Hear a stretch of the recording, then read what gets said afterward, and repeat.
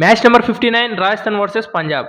ఈ మ్యాచ్ వచ్చేసి పంజాబ్ వాళ్ళొచ్చి టాస్ గెలిచి ఫస్ట్ బ్యాటింగ్ ఆడి 219 రన్స్ స్కోర్ చేశారు 5 వికెట్స్ కోల్పోయి. అందులో భాగంగా ఫస్ట్‌లోనే పవర్ ప్లేలోనే 34 రన్స్‌కి 3 వికెట్స్ కోల్పోయారు. ఆ తర్వాత మనకు నేహాల్ వధేరా, శ్రేయస్ అయ్యర్ వచ్చేసి మంచి పార్ట్నర్‌షిప్ అనేది స్కోర్ చేశారు.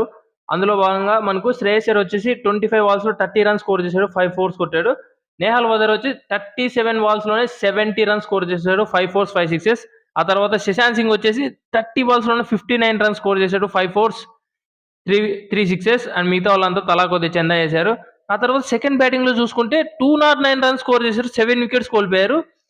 జైస్వాల్ అండ్ వైభవ్ సూర్యవంశి పవర్ ప్లేలోనే 5 ఓవర్స్‌లో 76 రన్స్ స్కోర్ చేశారన్నమాట.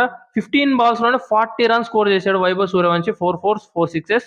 జైస్వాల్ కూడా 25 బాల్స్‌లోనే 50 రన్స్ స్కోర్ చేశాడు. 9 ఫోర్స్, 1 సిక్స్.